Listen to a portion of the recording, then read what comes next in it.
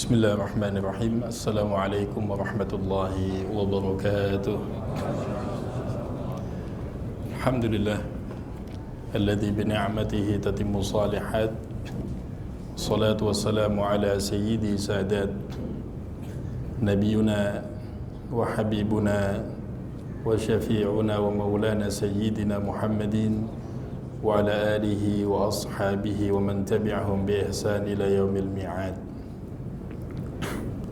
Amma ba'du, ikhwani wa hibbati rahimakumullah. Kita bersyukur kepada Allah Subhanahu wa taala yang sampai hari ini memberikan banyak nikmat kepada kita. Salah satu daripada nikmat yang Allah berikan adalah Allah berikan kekuatan kita untuk kasbul halal, untuk mencari nafkah yang halal. Yang ini bagian daripada perintah Allah Subhanahu wa taala dan sunnah yang dicontohkan Nabi kita Sayyiduna Muhammad sallallahu alaihi wa sahbihi wa baraka wa sallam. Sehingga ibadah yang dimaksud tidak hanya melaksanakan ibadah mahdoh saja, seperti sholat, puasa, haji, zakat, i'tikaf, membaca Al-Quranul Karim. Tapi ada ibadah ghair mahdoh yang kita pahami, salah satunya adalah mencari nafkah yang halal. Maka para guru, para alim ulama kita telah menjelaskan dalam hal ini, bahkan dijelaskan dalam beberapa hadithun Nabi sallallahu alaihi wasallam. Pentingnya untuk memahami, dan ini disepakati di kalangan ahli sunnah wal jamaah. Apa? Mencari nafkah, bekerja mencari nafkah yang halal. Ini diumpamakan seperti orang yang berjihad di jalan Allah Subhanahu wa taala. Bahkan dalam riwayat dijelaskan ada satu dosa yang Allah tidak akan ampunkan kecuali dengan susah payahnya mencari nafkah yang halal. Namun pekerjaan ini yang seperti apa? Pekerjaan seperti apa yang bisa mendatangkan pahala, yang dinilai seperti jihad fi sabilillah, sehingga kalau antum mati dalam bekerja, mata syahidan, antum matinya seperti orang yang mati syahid. Maka ini yang perlu kita pahami. Pekerjaan yang pertama diniatkan untuk mencari ridhonya Allah Subhanahu wa taala. Karena ada perintah di dalam Al-Quranul Karim. Ada perintah yang dicontohkan Nabi sallallahu alaihi wasallam. Ada contoh yang dilakukan para sahabat radhiyallahu ta'ala ajma'in di dalam mencari nafkah. Sehingga ada hadis yang menyebutkan kadal faqru an yakunal kufra.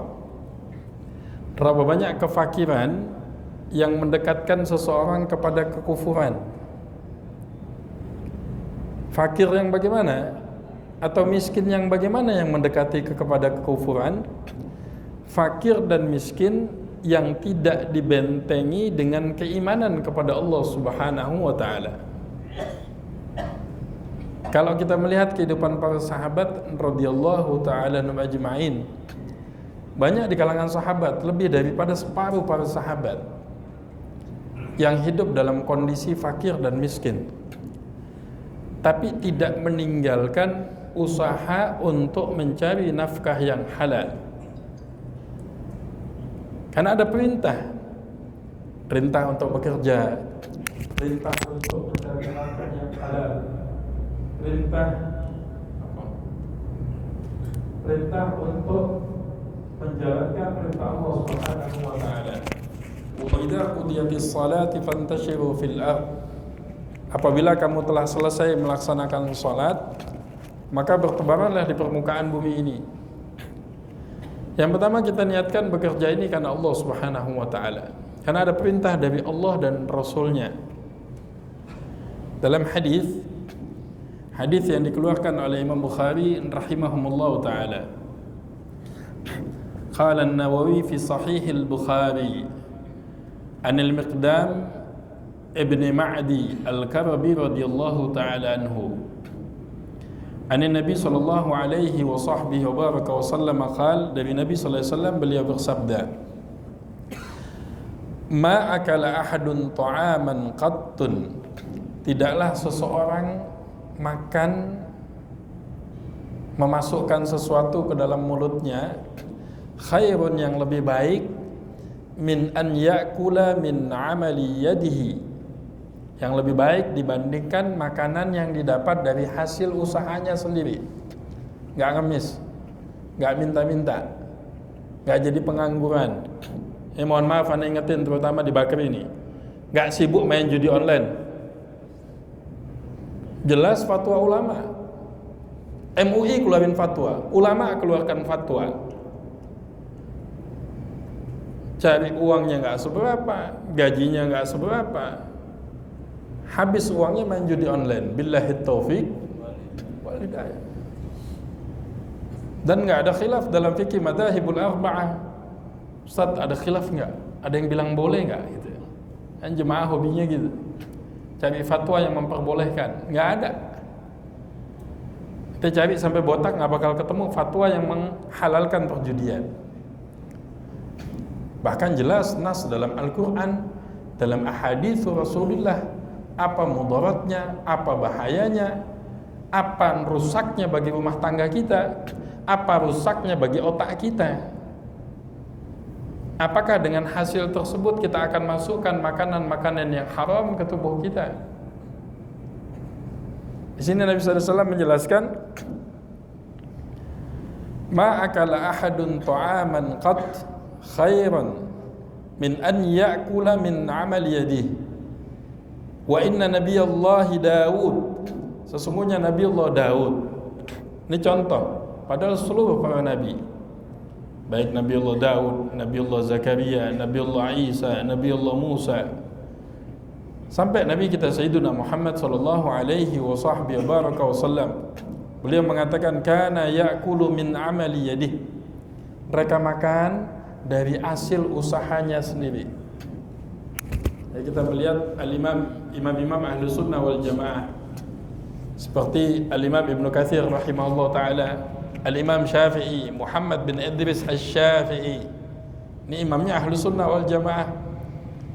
Ada yang dagang minyak wangi, ada yang tetap buka kedai, buka tokonya, ada yang bikin apa, bikin khubuz, bikin roti, ada yang al-haddad, pandai besi, macam-macam. Tujuannya apa? Supaya tidak ngemis-ngemis kepada orang lain, mau makan daripada hasil usahanya sendiri. Cukup sampai di situ? Tidak. Mereka paham di dalam usaha dan bekerja ada perintah Allah Subhanahu wa ta'ala. Sama seperti perintah sholat, sama seperti perintah puasa di bulan Ramadan, sama seperti perintah melaksanakan haji bagi yang memiliki kemampuan. Bekerja di dalam Islam adalah perintah yang diperintahkan Allah dan Rasulnya. Ya, di zaman para sahabat sampai di zaman Umar bin Abdul Aziz radhiyallahu ta'ala anhum ajma'in, orang miskinnya ada, tapi paling pantang terima zakat, paling pantang terima sedekah. Kenapa? Punya rasa malu untuk menampakkan kefakiran, malu untuk menampakkan kemiskinan, dan mereka berusaha, bekerja untuk menghasilkan sesuatu sehingga hilang ketergantungan kepada hamba-hamba Allah Subhanahu wa ta'ala yang lain.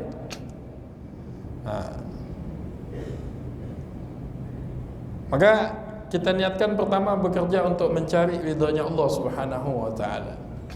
Kasbul halal minal faraid, mencari pekerjaan yang halal bagian daripada perintah Allah Subhanahu wa ta'ala. Yang kedua, kita harus pahami ada perintah Allah yang kedua, kita niatkan bekerjanya kita ini menjadi khadimun nas, untuk melayani manusia. Karena Nabi sallallahu alaihi wasallam menjelaskan dalam hadis sayyidul qaum khadimuhu. Jadi pemimpin satu kaum ini yang bukan pengen dilayanin, tapi adalah yang memberikan pelayanan kepada masyarakat. Jadi antum bekerja, dengan pekerjaan antum orang lain mendapatkan manfaat, orang lain mendapatkan kemudahan, orang lain mendapatkan berkah. Masya Allah. Khairun nas anfa'uhum linnas. Manusia yang terbaik anfa'uhum adalah manusia yang di antara mereka paling banyak memberikan kemanfaatan. Al-Imam Ghazali, Imam Abu Hamid Al-Ghazali rahimahullah ta'ala, Hujjatul Islam gelarnya. Dia seorang muhaddits, seorang faqih, seorang ulama besar dalam madhab Imam Syafi'i. Ada istilah beliau khalwah fi jalwah.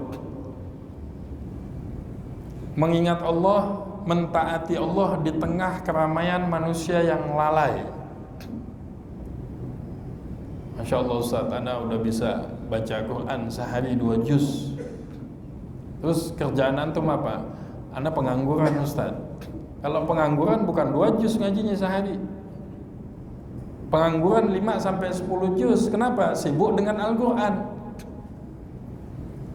Ustaz, Masya Allah, Anda sehari 2 juz. Bekerja antum? Iya Ustaz, Anda kerja di kantor, perangkat pagi pulang sore, kadang sampai malam.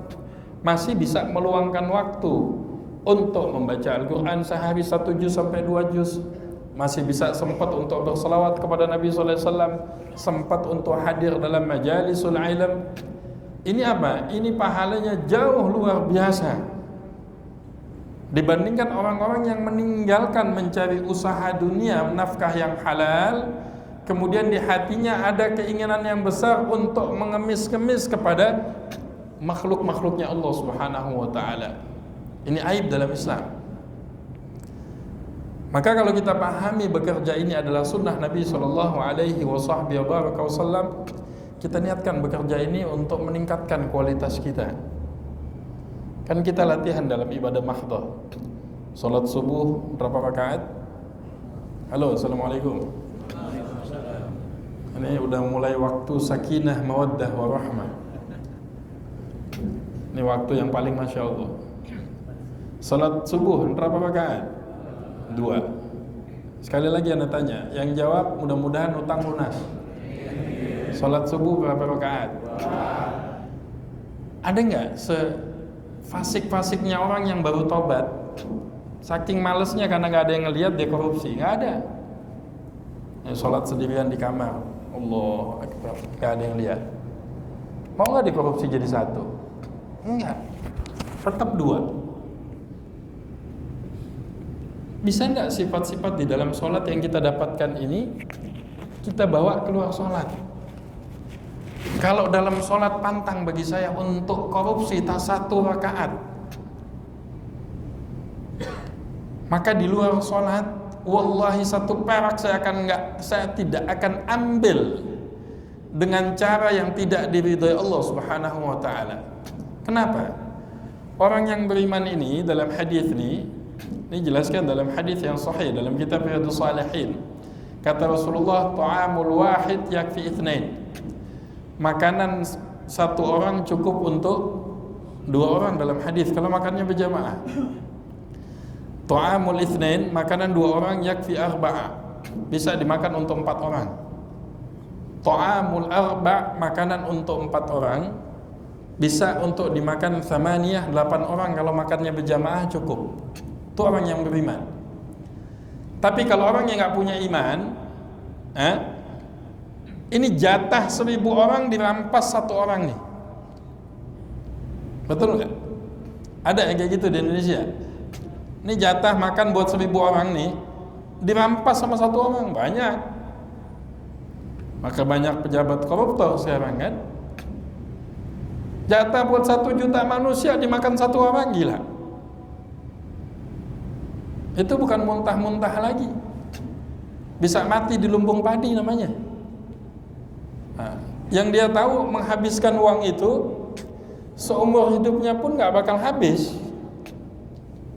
Masya Allah Ustaz, anak punya harta 7 turunan gak bakal habis Ustaz. Terus buat apa ya? Kalau tidak digunakan untuk mentaati Allah Subhanahu wa ta'ala. Keberkahan ini didapatkan ketika bekerja ini dilakukan dengan cara yang baik. Betul-betul meyakini Ar-Razzaq huwa Allah. Yang memberikan rezeki itu Allah. Yang memberikan keberkahan dalam rezeki juga Allah Subhanahu wa ta'ala. Efek daripada keyakinan ini apa? Allah berikan di dalam rezeki yang kelihatannya sedikit di hadapan kita. Oh, Masya Allah, nggak banyak gajiannya Ustaz. Gajiannya paling sebulan 15 sampai 20 juta, Masya Allah. Amin dong. Amin. Tapi Allah kasih keberkahan. Anak-anak antum Masya Allah mudah untuk taat kepada Allah. Istrinya Masya Allah wanita yang salihah, taat kepada suaminya. Dia taat kepada Allah dan Rasulnya. Dia mau menutup auratnya dengan sempurna. Ini keberkahan. Diberikan kesehatan yang Masya Allah, tidak ada penyakit yang macam-macam. Ini berkah yang Allah berikan. Karena ketika diberikan satu penyakit yang luar biasa, maka terkadang dengan satu penyakit ini menghabiskan seluruh harta. Dengan satu penyakit ini menghabiskan seluruh waktu, menjual seluruh amanah yang Allah berikan dengan sebab satu penyakit yang Allah berikan. Maka yang dibutuhkan al-barakah fil arzaq, keberkahan di dalam talabul halal, di dalam kasbul halal, di dalam bekerja mencari sesuatu yang halal. Udah deh teman-teman, rekan-rekan, nih mudah-mudahan siang ini Allah berikan hidayah kepada kita. Yang main judi online stop. Udah stop. Nggak ada yang kaya. Yang kaya siapa ya? Yang kaya siapa? Antum tahu itu. Kenapa ente kerjain? Oh, di sini nggak ada Ustaz. Orang Al-Buruj ini dari wajah kelihatan soleh semuanya. Nah, kalau lagi sibuk begini nih di kantor nih, ane sangka baik, mesti baca Quran ya nggak? Lo nggak baca hadis Rasulullah, lihat kabar Palestina sambil doain. Nggak ada di sini, nggak ada tempat lain. Udah fokus khusyuk tuh, nggak ada yang bisa ganggu. Ajib. Menangnya aja bilang Masya Allah, kan kurang ajar. Alhamdulillah, Masya Allah. Ini wallahi dajjal. Haram hukumnya. Antum dapat uangnya, masuk ke mulut anak-anak antum, wallahi sulit ngafal Al-Quran. Jangan bangga. Ustaz, ada khilaf nggak? Ini bukan masalah kunut nggak kunut. Bukan sholat baca bismillahnya dikeraskan atau dipelankan. Judi. Nggak perlu pergi kemana-mana lagi. Nggak perlu pergi ke Las Vegas, nggak perlu pergi ke Genting Highland, nggak perlu kemana-mana. Masuk dalam kamar-kamar anak-anak kita. Kadang wa'iyadzubillah masuk di majelis-majelis ilmu.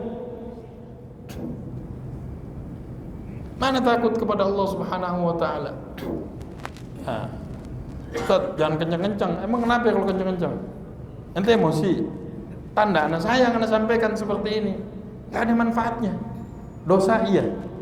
Ustaz, dikit sama banyak dosa besar. Sama dosanya. Anak gak mabuk Ustaz, setengah anak minum. Sama bos. Sama. Sesuatu yang memabukkan, baik sedikit atau banyak hukumnya sama judi. Ane nggak banyak Ustaz. Ane masang cuman 1.000 tapi istiqomah. Ini api dosa jariah, nggak putus-putus. Bagus apa? Antum gunakan untuk sedekah. Jelas konsep Islam. Yamhaqullahu riba wa yurbis sadaqat. Allah hancurkan riba dan suburkan sedekah. Kata Nabi SAW, ma naqasat sadaqatun min malin.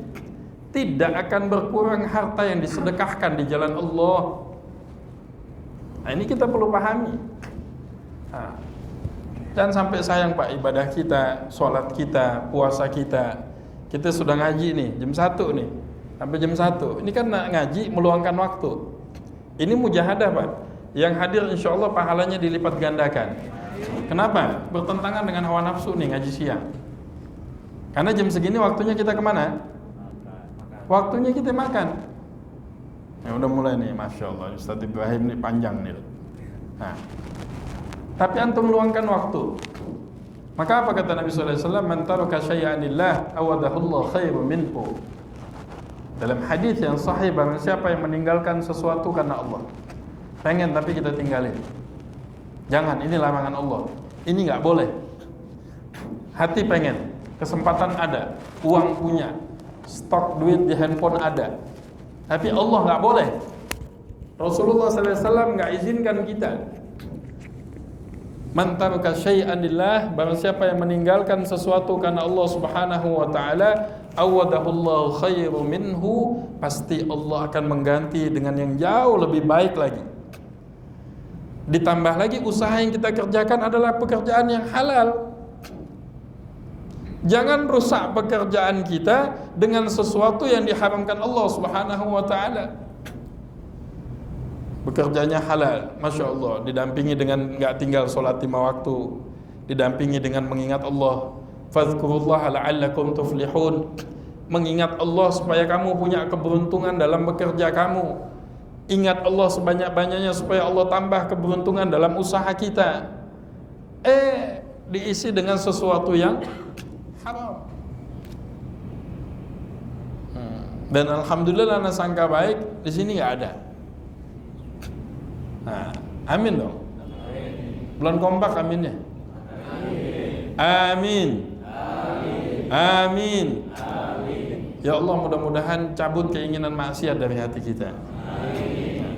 Kita minta sama Allah. Karena kalau nggak ada hidayah, nggak bisa juga.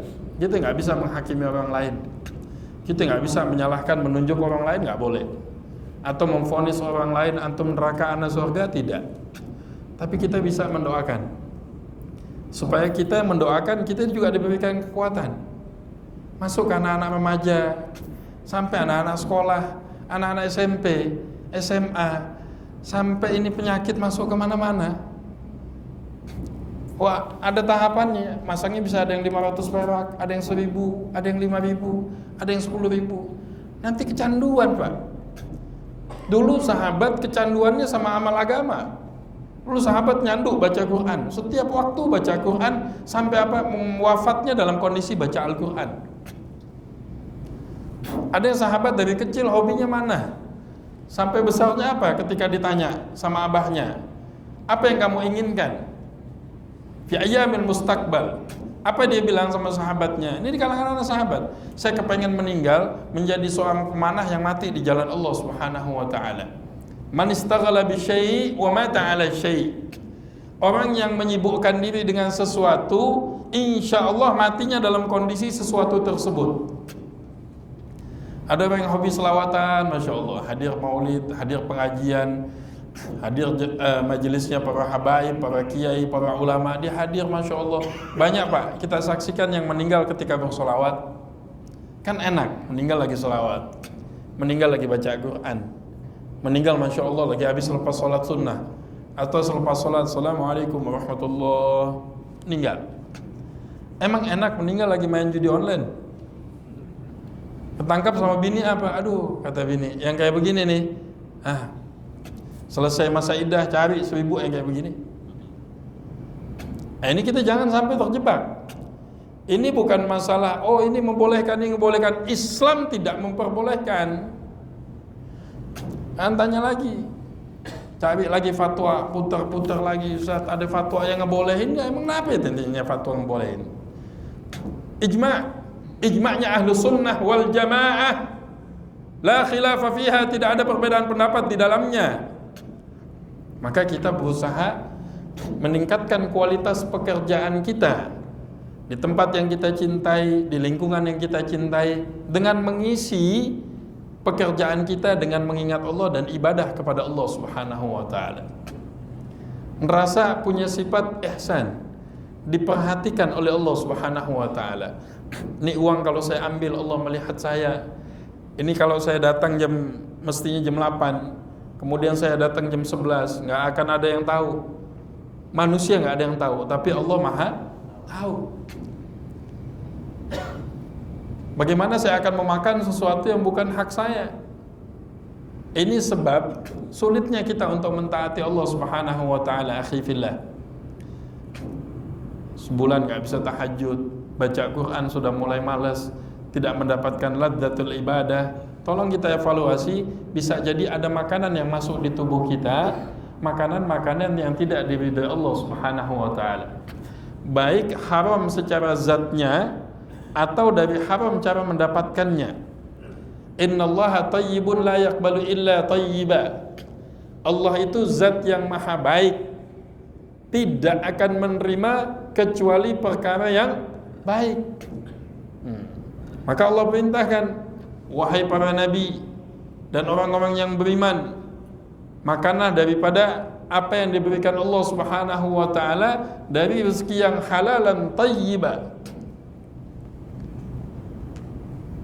Karena ada efek di dalam ibadah dan ketaatan kita kepada Allah Subhanahu wa taala. Kayak di hadis ini dijelaskan apa? Wa inna nabiyallahi Daud sallallahu alaihi wasallam kana ya'kulu min amali yadihi. Beliau makan dengan hasil usahanya sendiri. Sayyidina Umar ketika menjadi Amirul Mukminin sebenarnya dapat uang dari Baitul Mal. Cuman beliau tidak ambil. Beliau punya hak halal di dalam Islam untuk beliau ambil. Tapi saking ihtiyatnya beliau makan dari usahanya sendiri. Nah, ini luar biasanya apa, banknya dikorupsi lagi, luar biasa. Nah. Faswab ma nassa alaihi Rasulullah sallallahu alaihi wasallam wa huwa amal yad. Dan pendapat yang kuat yang dilaksanakan Nabi sallallahu alaihi wasallam, ini Nabi SAW juga dulu sebelum diangkat menjadi Nabi, beliau pernah melakukan tijarah sampai ke negeri Syam. Setelah beliau menjadi Nabi, sibuk dengan mengurus umat, sibuk memikirkan kondisi kita, maka beliau fokuskan di dalam dakwah ilallah, mengajak manusia taat kepada Allah Subhanahu wa taala. Maka kita mohon kepada Allah Subhanahu wa taala, mudah-mudahan Allah berikan kita himmah, semangat di dalam bekerja ini, meyakini bekerja ini adalah perintah Allah. Bekerja ini adalah sunnah Nabi kita Sayyiduna Muhammad sallallahu alaihi wasallam. Di dalam bekerja ini takfiratul dzunub, cara Allah untuk menghapusi dosa-dosa kita. Ya Allah Ustaz, ana udah bekerja pontang-panting gak dapat uang juga. Ente jangan sedih. Kalau antum pahamin hadis ini, bahwasanya ada satu dosa yang Allah tidak akan ampunkan kecuali dengan susahnya mencari nafkah. Ketika antum dapat kesulitan ketika mencari nafkah, ketika bekerja, harusnya antum ucapkan alhamdulillah. Kenapa? Ana sangka baik kepada Allah. Ini cara Allah untuk membersihkan dosa. Siapa di antara kita nggak punya dosa, Pak? Ini keluar dari masjid udah ngomongin orang lagi. Ente pilih siapa? Jangan pilih ini, dia begini. Udah ngomongin tiap hari, rutin. Nah, ini dosa jariah kita ngalir nih. Maka jangan sampai ini tahun politik praktis kita sibuk bikin dosa dipecah belah, ibadah mahdoh kita nggak meningkat. Udah, jangan keseringan mengagungkan manusia. Yang diagungkan itu Allah. Siapa yang diagungkan? Allah. Siapa yang diagungkan? Allah. Nabi SAW menjelaskan dalam Musnad Imam Ahmad bin Hanbal, Ajillullaha yaghfir lakum, kata Rasulullah. Agungkan Allah, besarkan Allah, tinggikan Allah, masukkan di dalam hati kita kebesaran Allah. Yaghfir lakum, Allah akan ampunkan dosa-dosa kalian. Kita bicara keagungan Allah sama kebesaran manusia. Kalau di presentasi nih, banyakan mana? Banyakan ngomongin manusia, Pak. Kadang sampai wa'iyadzubillah dalam masjid masih ngagungin manusia. Padahal kita tahu ini rumahnya siapa? Rumahnya Allah. Kalau kita di luar masjid tanya, buminya siapa? Buminya Allah. Rezeki yang kita makan, rezeki dari siapa? Dari Allah. Anak dan istri yang dititipkan kepada kita, amanah dari siapa? Dari Allah. Tapi kita sedikit sekali mengagungkan Allah.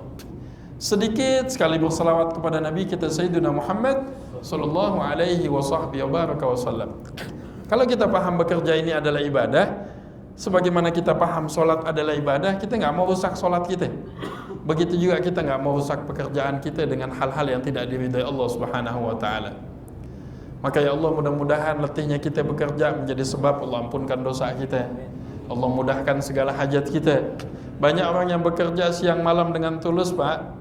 Bapaknya orang biasa, orang awam, tapi alhamdulillah anak-anaknya mudah untuk menjadi apa? Anak-anak yang soleh dan solehah. Bapaknya cuma office boy di kantor, tapi masya Allah anak pernah dengar anaknya jadi hafal Quran di rumah. Kenapa? Uangnya halal, bekerjanya karena Allah. Dalam bekerjanya dia tidak melakukan larangan Allah. Jadi jangan bangga yang punya jabatan tinggi tapi nggak taat sama Allah. Udah coba lagi masukin anak ke sini, dia pindah lagi, dia begini lagi, dia begini lagi. Ini tanya diri kita. Maka apa? Spirit dalam Islam, kekuatan yang perlu dibentuk apa? Punya sifat ihsan. Diperhatikan dan dilihat oleh Allah Subhanahu wa Ta'ala. Tanya diri kita, man ana, min aina ana, ila aina ana. Siapa saya? Saya ini dari mana? Saya ini akan kemana? Kenapa kita bekerja? Supaya kita nggak ngemis sama orang lain, supaya kita nggak minta-minta, supaya kita memberikan nafkah halal kepada anak dan istri kita, supaya kita bisa melaksanakan ibadah haji dan umrah, supaya kita bersedekah, bisa berjihad, bisa. Innamal a'malu bin niat. Yu'jarul mar'u ala qadri niyatihi. Seseorang akan mendapatkan besarnya pahala tergantung kuatnya niatnya dalam ibadah. Sama-sama bekerja, sama-sama jabatannya, tapi pahala bisa beda di sisi Allah. Yang membedakan karena niat. Biarin anak sederhana Ustaz, tapi pantang anak untuk minta-minta, pantang anak untuk ngemis-ngemis. Ini mulia, ini syaraf, ini kemuliaan yang diberikan kepada seorang mukmin. Yang Sayyidina Umar mengatakan, nahnu qaumun a'azzanallahu bil Islam. Kita ini adalah satu kaum yang Allah telah muliakan kita dengan Islam. Harta kita yang paling mahal, mutiara yang paling mahal adalah keimanan dan keislaman di hati kita. Tanpa iman dan Islam tidak ada nilainya jabatan, tidak ada nilainya ketampanan, tidak ada nilainya harta benda. Semua bernilai karena ada iman. Ini sedekah, ada nilainya, ada kalau sedekahnya orang yang beriman. Sholat ada nilainya, ada sholatnya orang yang beriman. Dia nggak beriman, dia bukan muslim. Sholat ada manfaatnya? Nggak ada. Ini taklim ada manfaatnya? Iya, taklimnya orang yang beriman. Al-iman hiya mizan. Ini menjadi neraca utama diterimanya amal atau tidak oleh Allah Subhanahu wa Ta'ala. Mudah-mudahan ada manfaatnya. Ini yang bisa Anda sampaikan. Ini kita masih ada waktu untuk tanya jawab. Tadi waktu zuhurnya jam 12 kurang seperempat ya, terlebih. Nah, kalau ada yang mau ditanyakan baik dalam perihal yang kita bahas tentang masalah pekerjaan atau di luar pekerjaan atau dalam hal-hal yang lain, tafadhol silahkan.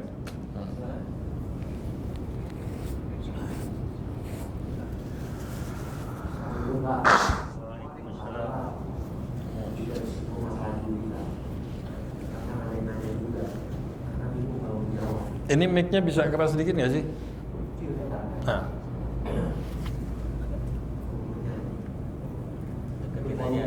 Ya, betul. Tanya tentang saham, Pak. Main saham itu sebenarnya haram atau halal?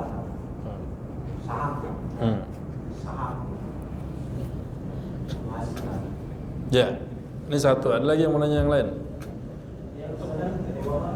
Ya, kasih ke belakang. Nah.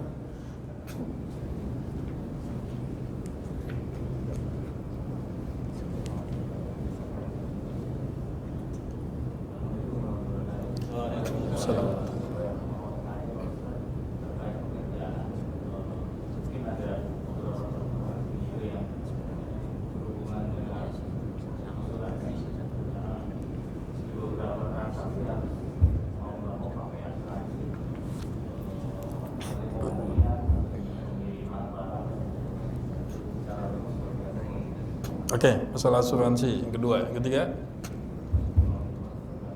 Waalaikumsalam. Satu lagi kali. Ya. Ibu mungkin. Coba yang mau bertanya.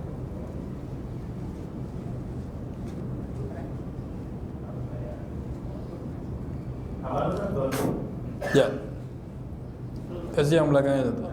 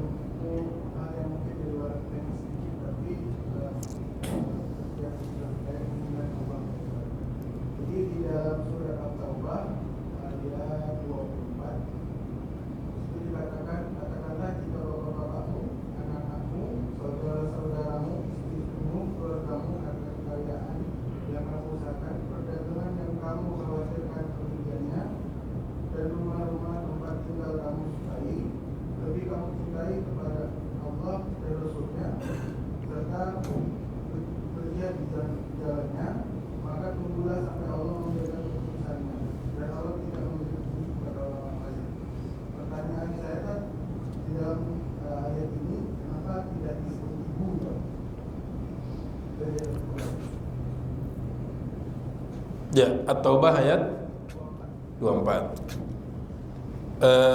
Kalimat yang dijelaskan dalam At-Taubah ketika Allah mengatakan kul in kana aba'ukum.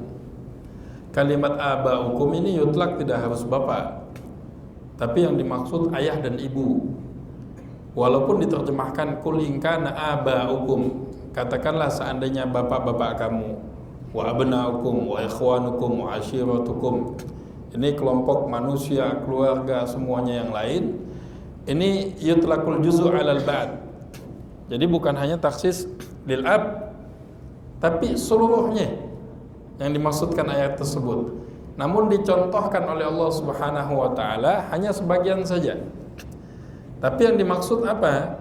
Jangan sampai kecintaan kamu kepada Allah dan Rasulnya dan berjuang di jalannya, ini ketiga ini sampai 8 tadi menang dilawan yang 3. Apakah hanya 8 saja? Tidak.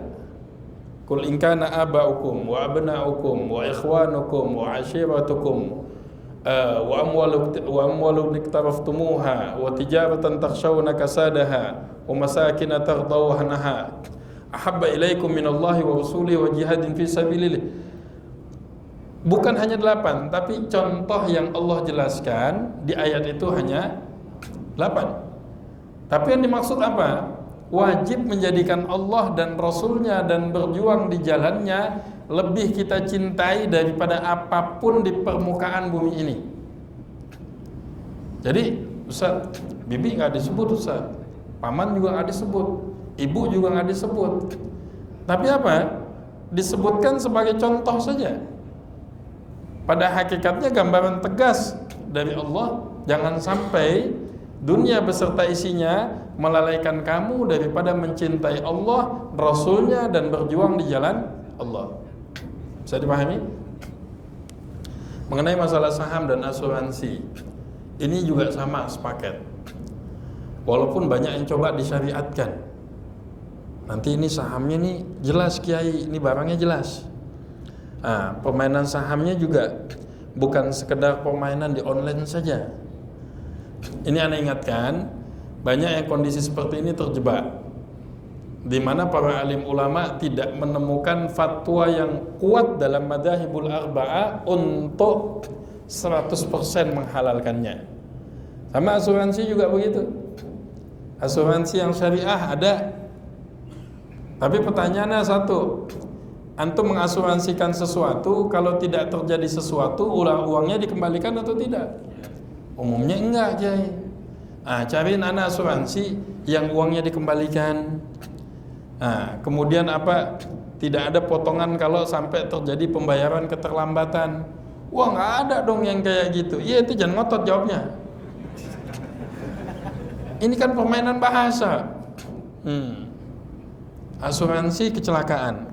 Ini penting, Kiai. Di mana iman antum kepada Allah Subhanahu wa taala? Yang ada, antum kumpulkan uang, niat sedekah, di mana uang ini bisa digunakan untuk orang yang kalau terjadi kecelakaan, antum bisa gunakan uang sedekah yang antum kumpulkan. Asuransi kematian. Udah tahu nih bapaknya punya asuransi kematian, anak doain bapak biar cepat meninggal. Istri tahu suami punya asuransi kematian. Mana istri udah mulai gedek sama suami, akhirnya apa ya? Didoain cepat mati. Ini sistem. Mau dibikin seminar, mau dibikin diskusi, ujungnya sampai kepada satu bahasa. Antum coba untuk mensyariatkan bahasanya pun tetap ulama nggak berani untuk menghalalkan 100%. Ada sesuatu yang dibolehkan, ada sesuatu yang dilarang. Nah, jadi dalam kondisi seperti ini, ketika hal tersebut tidak sampai kepada hukmud darurah, antum tidak perlu untuk mengerjakan. Ini dalam kondisi darurat nih Ustaz. Kalau ana nggak gunakan, ini menyebabkan kematian kepada ana dan keluarga ana. Dalam kondisi darurat sini, ilmu usul fikih ada darurah tubihul mahdurat. Dalam kondisi darurat, yang mahdur antum boleh kerjakan sekedar untuk bertahan hidup. Nih Ustaz, ana di tengah padang pasir katanya, terus nggak menemukan makanan kecuali, mohon maaf, misalnya babi. Terus ana bisa bertahan kalau ana makan sedikit. Boleh nggak ana makan dalam kondisi darurat? Ini dibolehkan. Tapi kalau babinya ente kecapin, ente kasih gini, ente guling lagi, terus ente lagi diet nggak makan nasi, jangan diakal-akalin agama. Dan makannya pun secukupnya, hanya untuk bertahan hidup. Kalau antum nggak makan, antum mati. Dan ini jalur fatwa. Kalau jalur takwa, lebih baik ana mati dibandingkan memasukkan sesuatu yang haram ke tubuh ana. Ada pendapat seperti itu. Sekarang apa urgensinya antum misalnya harus punya asuransi? Oh kalau nggak begini, ini efeknya darurat begini. Dalam kondisi terpaksa. Karena kalau nggak nyimpen uang di bank nih Ustaz, ini banyak pencurian, kemalingan, tapi sekedar buat nyimpen. Jangan bunganya ente bungain lagi. Nah, pokok aslinya ente nggak pakai, ente sibuk di bunga aja. Aduh ampun deh. Makanya hafalan rontok terus di tangga. Ngafal nggak bisa-bisa. Sampai Al-Fatihah juga masih kelibet bahasanya. Bismillahirrahmanirrahim. Maliki yaumiddin. Nah, makan tuh. Ini hukum. Sehingga dalam fikih Islam itu dibahas tentang asuransi yang dibolehkan seperti apa sih dalam Islam. Kemudian saham yang diperbolehkan dalam Islam seperti apa. Setelah dibedah, ternyata sistem yang ada di dalam fikih 4 madhab dengan apa yang diterapkan saat ini, unsur ribawinya ada di dalam sistem yang terjadi saat ini. Artinya bukan Islam melarang. Saat Islam bolehin kredit nggak? Anda tanya, Islam boleh nggak kredit dalam Islam? Boleh nggak? Boleh. Tapi kredit yang seperti apa yang dibolehkan dalam Islam? Ini Anda beli cash misalnya 30 juta. Kalau Anda kredit bayar cicil di total jadi 40 juta. Jadi Anda bayarnya sekian. Oke, boleh. Tapi kalau telat nggak ada denda. Nggak bisa bayar, barang nggak ditarik. Coba, mana ada kayak begitu sekarang? Bisa ente kredit motor telat 2 bulan, udah nggak apa-apa ya. Nanti ente bayarnya kalau pas ada aja. Nah, karena antum memberikan kelapangan waktu dalam hadis, antum 2 bulan itu mendapatkan pahala bersedekah sejumlah uang tersebut dalam Islam. Bisa debt collector kita gituin. Ente kalau mau pahala sedekah, ane lagi nggak punya fulus. Ente dapat pahala 3 bulan sedekah. Nanti kalau ada duit, ane bayar. Ada yang mau kayak gitu? Oh, debt collector syariah yang kayak begini. Kan nggak ada. Kreditnya dibolehkan dalam Islam. Menghutang boleh. Bahkan seumur hidup nih yang nggak pernah ngutang, sunnah sekali, walaupun sekali tetap sunnah ngutang. Cuman kalau dari wajah kita nggak bisa dibohongin, ya nggak? Nah, tiap-tiap kita udah pernah ngutang, bahkan bukan hanya sekali. Nah, berkali-kali. Cuman ingat, ngutang ini sunnah. Karena pernah dilakukan Rasulullah. Bayarnya hukumnya wajib. Jangan dibalik. Giliran ngutang wajib mau dikasih ngamuk. Oh, ente nggak bagi anak? Wallahi mulai sekarang kita pecah. Kan gitu ngancemnya. Diblokir langsung. Pas bayarnya hukumnya sunnah, udah ntar aja. Nah, kan bahaya. Walaupun syahid, orang yang mati syahid terganjil karena hutangnya. Jadi nanti bisa kita bahas lebih detail lah mengenai masalah jadi perbankannya, asuransinya, sahamnya. Ana bicara yang jelas dulu ya, yang sepakat nggak ada khilaf. Judi online. Ini kita ngomong begini yang kesel banyak nih. Nah, yang tadinya simpati terserah. Ana perlu sampaikan karena ana sayang sama antum. Jangan rusak antum. Jangan campurkan uang antum dengan uang yang begituan. Apalagi digunakan untuk memberikan nafkah anak-anak kita di rumah. Yang dikasih makan yang halal aja belum tentu untuk taat kepada Allah. Bagaimana dikasih makanan yang haram? Nah, waduh, ini Ustaz perlu kita musyawarahkan lagi nih, ngisi di sini atau enggak? Nah, ada begini kan, ente pikir masuk ke rumah-rumah, masuk ke kamar-kamar. Kalau dulu untuk maksiat susahnya bukan main, harus cari tempat, harus ke tempatnya. Nah, kan dulu kan ya ada apa namanya? Dulu Pak, ingat nggak dulu? Dulu judinya apa? Yang pasang-pasang itu? Ah, kertas. Ada apa? SD. Nah, masih ingat kan? Udah banyak pemain lama ya nggak? Karena nggak perlu, tinggal buka aplikasi, pasang, diam tenang saja. Kamu nggak main nak? Enggak. Saya nggak mau main. Saya mau apa? Belajar saja di kamar.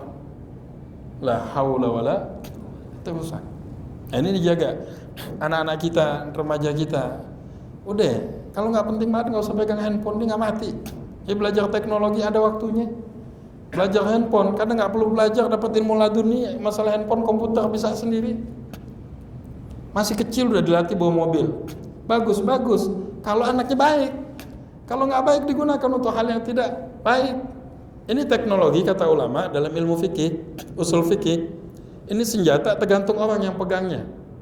Kalau yang megang ini orang ahlinya, memang koki masak, manfaat. Ya anak kecil dipegangin pisau, bapaknya pun dibunuh. Jadi kita menggunakan sesuatu pada tempatnya. Wallahu a'lam bishawab. Ada yang lainnya?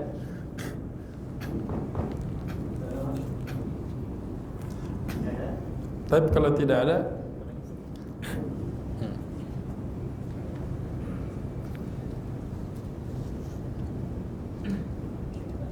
Assalamualaikum warahmatullahi wabarakatuh. Bertanya tentang di Palestina.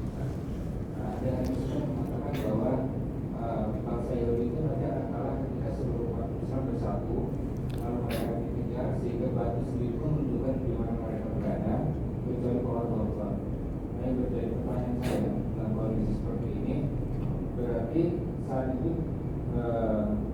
kita akan bisa dengan ada kaum Yahudi atau khalifah jadi nanti bukan sekarang. Satu yang kedua, jika demikian, apakah maksud hadis ini Yahudi itu akan hilang secara keseluruhan, tapi tidak sebagian. Ya, makanya seandainya sekarang kalah, mereka akan kalah sebagian saja, bukan habis seperti yang dituangkan di hadis itu. Assalamualaikum warahmatullahi. Ya, ini pertanyaan terakhir ya. Di sini kita doa. Jadi hadisnya jelas Pak. Ketika Nabi SAW mengatakan inna din, sungguhnya agama Islam akan kembali berjaya kedua kalinya, sebagaimana kembalinya ular ke dalam sarangnya. Ini kalau di Madinatul Munawwarah hadis ini dipampang antara Raudhah dengan mimbarnya Nabi itu ditulis besar-besar sama pemerintah Saudi. Islam akan kembali berjaya kedua kalinya. Cuman yang jadi pertanyaan, masalah kapannya hanya Allah yang mengetahuinya satu. Nah.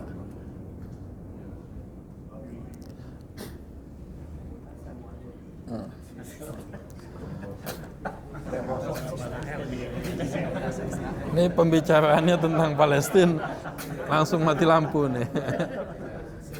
Nah, artinya apa? Coba perhatikan, shallu ala nabi.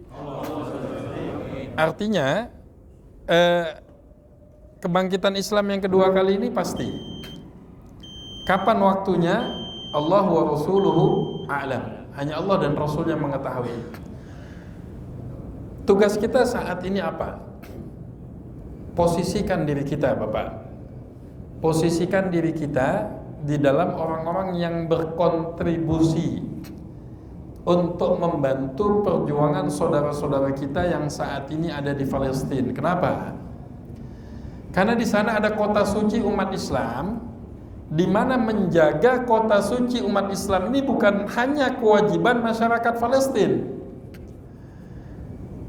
Jadi kewajiban umat Islam di seluruh dunia yang di dalam hatinya ada kalimat la ilaha illallah.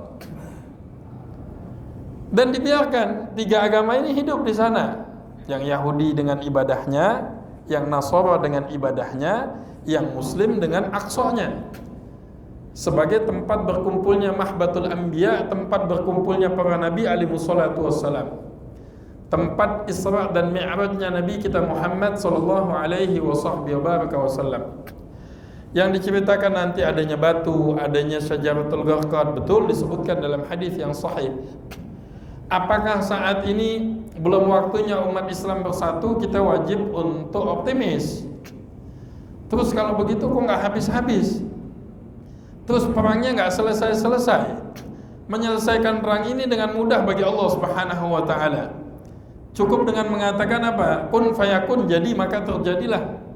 Cukup dengan menurunkan, kalau dulu dalam peperangan Badar diturunkan 5,000 malaikat. Satu malaikat aja selesai, Pak. Namun Allah ingin memilih kekasih-kekasihnya. Allah ingin melihat dari hamba-hambanya nih, siapa yang mau berkontribusi untuk menjaga Masjidil Aqsa. Baik dengan doa, baik dengan tangisan, baik dengan harta. Untuk orang-orang Palestina dan sekitarnya, termasuk negeri Syam dan Jaziratul Arab, hukumnya fardu ain. Buat orang-orang yang jauh, dia hanya bisa diwakili fardu kifayah untuk membantu. Nah, sabotase lagi katanya. Ustaz, tenang, ya apa? Pembahasannya agak sedikit tegang sebenarnya. Artinya apa? Terus berjuang. Saya juga mengajar. Kita yang punya kemampuan dengan doa, dengan tangisan, dengan munajat kita. Ini kapan selesainya? Nggak akan selesai sampai datang keputusan Allah Subhanahu wa taala. Kenapa? Sudah karakternya seperti itu, Pak. Jangan orang Palestina. Dulu nabi-nabinya aja kalau berbeda pendapat sama mereka dibunuh, Pak. Itu karakter Yahud. Ini bukan buka aib, emang udah Allah buka aibnya di dalam Al-Quran. Tuh ghairil maghdubi alaihim, siapa? Al-Yahud wal Nasara. Apalagi mereka sudah menyimpang daripada ajaran yang sebenarnya. Ketika orang-orang Yahud mengatakan Uzair ibn Allah, dia bilang Uzair anak Allah. Wa qalatil Masih, ketika orang-orang Nasara mengatakan Al-Masih ibn Allah, dia bilang Isa anak Allah. Dua-duanya udah menyimpang dari ajaran yang sebenarnya. Maka sudah tidak dianggap lagi sebagai ahlul kitab, tapi al-kufrun millatun wahidah. Orang kafir ini satu paket, kekufurannya sama. Wajib buat kita, wajib. Kapan persatuan ini terjadi? Persatuan ini terjadi dengan izin Allah Subhanahu wa taala. Walaupun Nabi pernah minta 3 permohonan, 2 dikabulkan, 1 nggak dikabulkan. Yang pertama, ya Allah jangan jadikan umatku mati kelaparan. Ini mafhumnya. Maka nggak ada umatnya Rasulullah yang ngaku umatnya Rasulullah, wallahi nggak bakal kelaparan. Yang kedua, jangan sampai dikalahkan atas musuh-musuhnya. Nggak bakal dikalahkan. Selalu menang dalam sejarah. Islam ini jumlahnya dulu sedikit, selalu menang dalam peperangan. Terjadi kekalahan sebagai bentuk tarbiyah saja. Yang ketiga, jangan jadikan umatku terpecah belah. Ini yang nggak dikabulkan. Tapi bukan artinya kita putus asa untuk menyatukan umat. Kenapa? Bisa jadi dan insya Allah Palestina sebagai wadah pemersatu umat Islam. Ketika berbeda dalam masalah khilafiyah, berbeda dalam masalah furu'iyah, berbeda dalam masalah madhab, biasa. Tapi insya Allah dalam masalah menjaga kota suci umat Islam tidak ada perbedaan. Nah buat kita nih Pak yang jauh nih Pak, udah caranya kita apa? Dengan doa. Ada rezeki kita bantu. Munajat kita, setiap amalan kebaikan kita niatkan. Ya Allah bantu saudara kami di Palestina, terutama yang saat ini sedang berjuang di Gaza. Yang paling banyak Masya Allah setiap tahunnya melahirkan anak-anak yang hafal Al-Quranul Karim. Dan banyak yang sudah selesai di Palestina, alhamdulillah juga bisa mengajar di Indonesia. Luar biasa, dalam kondisi perang, dalam kondisi ada konflik, dalam kondisi sangat sulit, mudah untuk menghafal Al-Quranul Karim. Kita pada Indonesia, ruangan masjid AC, tenang, nggak ada yang musuhin, nggak ada yang bangin. Masya Allah, dari dulu juz amma itu aja, Alam Tara sampai Anas itu pun bolak-balik terus. Nggak bersyukur dengan nikmat yang Allah berikan. Mudah-mudahan ada manfaatnya, dan insya Allah Allah berikan kekuatan kepada kita, Allah berikan taufik untuk menjalankan pekerjaan ini dengan tanggung jawab, dengan amanah, sehingga bekerja ini akan dinilai seperti kita berjuang di jalan Allah Subhanahu wa taala. Rabbana taqabbal minna innaka antas samiul alim wa tub alaina ya maulana innaka antat tawwabur rahim. Allahumma salli ikhwanana al-mujahidin fi Palestin. Allahumma 'alaika bil yahudi wan nasara masyakilatihim. Shatt shamlahum wa farij jam'ahum wa qallil adahum waj'alhum fil ghabirin. ولا تبلغهم مرات ونار تصبح رحمة بكافة يا عين صاد. ربنا تقبل منا إنك أنت السميع العليم تب علينا يا مولانا إنك أنت التواب الرحيم. صلى الله وسلم على سيدنا وحبيبنا وشفيعنا ربيع قلوبنا سيدنا محمد وعلى آله وصحبه وبارك وسلم والحمد لله رب العالمين. بسم الفاتحة.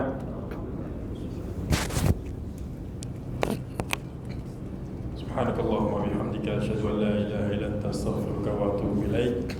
بالله التوفيق والهداية. السلام عليكم ورحمة الله وبركاته.